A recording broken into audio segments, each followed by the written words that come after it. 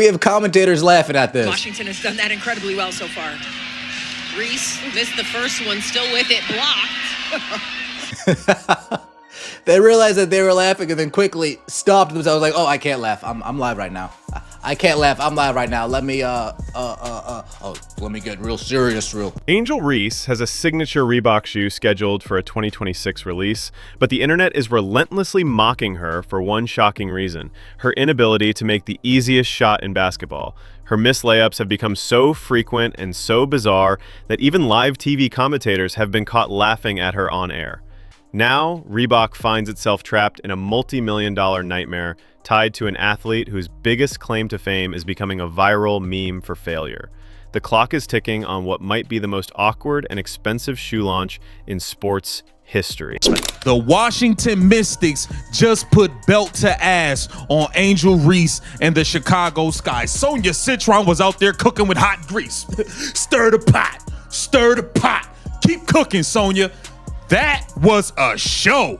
She put on a flat-out show versus Angel Reese in the Chicago Sky. Boy, did they ruin Angel Reese's homecoming. The problem for Angel Reese and her sponsor Reebok isn't just a slump. It's a fundamental breakdown in the most basic skill in basketball. Reese has developed a reputation for being historically inefficient at making layups. The Chicago Bravado once again got their ass kicked.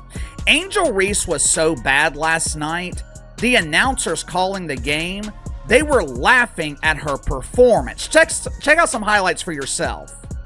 Well, KC, you always do this. You select a couple of bad plays and try to convince us that Angel Reese isn't a superstar. According to WNBA stats, her field goal percentage on layup attempts is a shocking 48.2%. Another report highlights her struggles on shots within 5 feet of the basket, where she converts at just 43.8%. That figure is dramatically lower than the league average of nearly 60%. This was an epic embarrassment, bro. Remember, this is a pro basketball player. Won a national championship. Their calling card they'd like to hang over is she beat Caitlin Clark. Remember that. Watch this.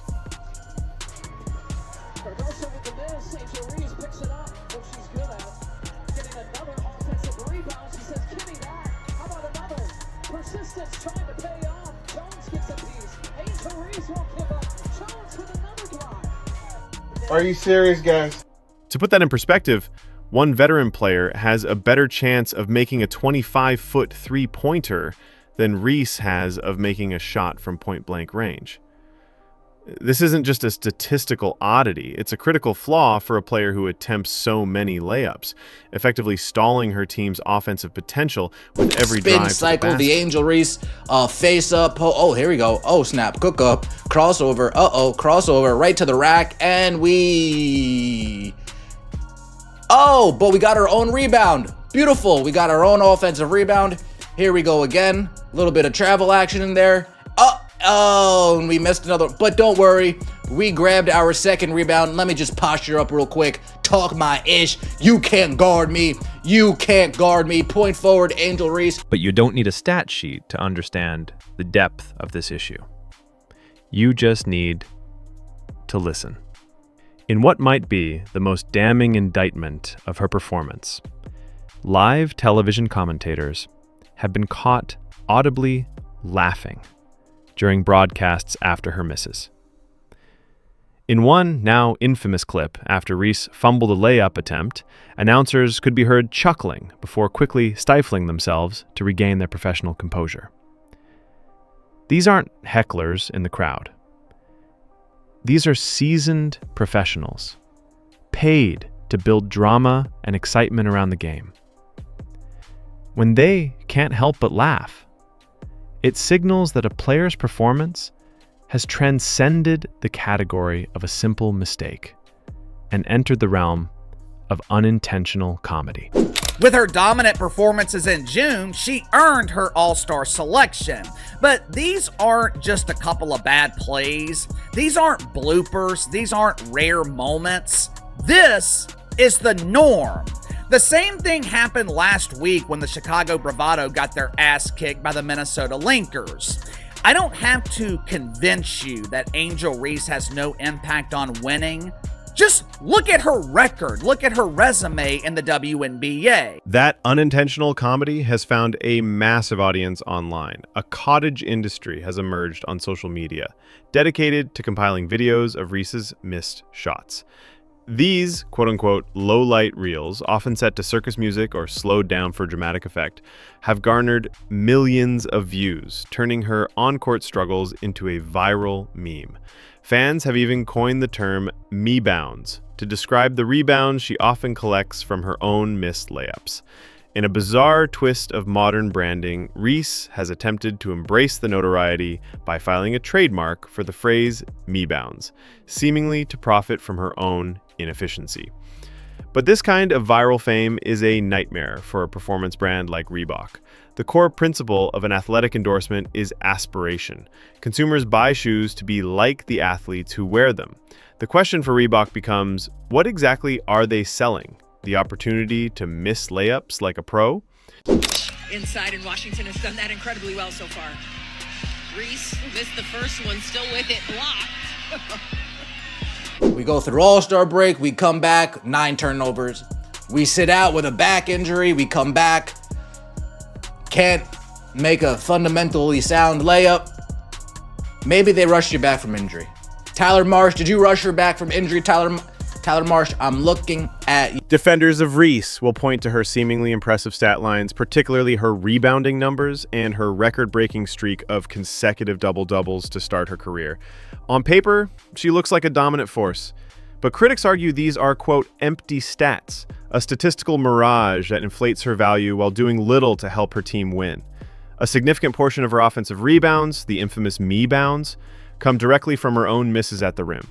While a rebound is a rebound, this pattern doesn't create efficient offense, it merely extends possessions that were botched in the first place. Her high usage rate, combined with her low efficiency, means she often controls the ball only to end possessions with a turnover or a bricked layup, making her impressive counting stats a misleading indicator of her actual impact. I'm no expert in math, but it looks like Angel Reese wins 1 out of every 3 games. If I remember correctly, Angel Reese has beaten a team with a winning record once this season. So you tell me how Angel Reese impacts winning. Her individual struggles are amplified by the performance of her team, the Chicago Sky. The team has been plagued by inconsistency and long losing streaks, leaving them near the bottom of the league standings with a dismal 7-21 record. This has created a strange and telling paradox. A viral statistic revealed that the Chicago Sky are a stunning 1-9 all-time in games played without Angel Reese, suggesting they are completely dependent on her. Yet her presence doesn't guarantee success. The team seems trapped in a cycle. They can't win without her, but they often can't win with her either, leaving coaches and fans bewildered by a player who puts up numbers but doesn't seem to drive victories. Who I went to school with. I'm not gonna follow people who are not friends of mine, but acquaintances, right? Again, you don't have to, I'm not gonna do that to you. But again, sometimes I'd be looking at their page and bro, you were fucking lucky. Cause I wanted to unfollow you so fucking bad, but again, I'm not no celeb, so I ain't gonna do it. But I low-key be plotting on niggas to unfollow me, just so I could be like, bitch! I don't even fuck with you like that. For real, for real. And a lot of times I be wanting to unfollow people because a lot of people don't even really post on social media. This paradox lands squarely on the shoulders of head coach Tyler Marsh, who faces the unenviable task of building a winning system around a star player with such a profound and unusual weakness. Marsh has experimented with using Reese as a point forward, initiating the offense from the top of the key. At times, it shows flashes of potential, utilizing her court vision, but more often, it leads to disaster. Her high turnover rate is a direct consequence of this role, as her handle and decision-making under pressure are not yet at the level required for a primary playmaker. It's like being asked to build a race car with square wheels. The coach is stuck between a rock and a hard place. He can't sideline his most famous player, but building an effective offense around her has proven to be an almost impossible puzzle to solve. She had a good game, 22 points, 13 rebounds, but she shot terribly. She got bailed out so many times, throwing up brick layups, getting phantom foul calls from the refs. She did make 10 of 11 free throws, so that is good. 6 of 16 from the floor is not good at all. 0 of 1 from 3. She was a minus 11. Listen, man, Kiki Area Fan got the better of her today. Looming over all of this is the shadow of her rivalry with Caitlin Clark. What began in college has evolved into a professional measuring stick. And right now, the two are on entirely different trajectories. Clark is largely meeting, if not exceeding, the monumental expectations placed upon her, while Reese is becoming a cautionary tale of what happens when hype and reality violently collide. In a telling moment, ticket prices for a highly anticipated game between their two teams reportedly dropped significantly after it was announced Clark would be sitting out due to injury, a clear signal that many fans were not showing up just to watch Reese. Great ideas, wants to bring in talent to grow Reebok and have people wear it again because no one does. So one of his genius decisions was this. Fucking signing her, Angel Reese. If you don't know who she is, she's the queen of fish out of water going after a rebound that she shot herself and can get in the net ever. She reminds me of a 3-year-old shooting on those little kids' nets and throwing the ball and just completely missing the mark. This escalating crisis places Reebok in an almost impossible position. The company, under the new leadership of President of Basketball Shaquille O'Neal, made Angel Reese their first major signing in a bid to revitalize their presence in the sport. Shaq, who has served as a mentor to Reese, personally recruited her, offering her a deal that was hard to refuse, her own signature shoe. The company has tried to build a narrative around her, comparing her to culture-shifting legends like Allen Iverson, but as her on-court performance continues to falter, that comparison feels less like a bold proclamation and more like a tragic overstatement. The signature shoe, the Angel Reese 1, has already been unveiled with a planned release in 2026, putting a firm deadline on this ticking clock. Tyler Marsh has this point forward thing on lock. Tyler Marsh has this Angel Reese point forward thing on lock. There we go, pushing the pace. Oh, yeah, Angel. It's okay. Don't be mad. All right, here we go. We got an entry pass. It looks like it's going to be to Elizabeth Williams, and oh, goodness.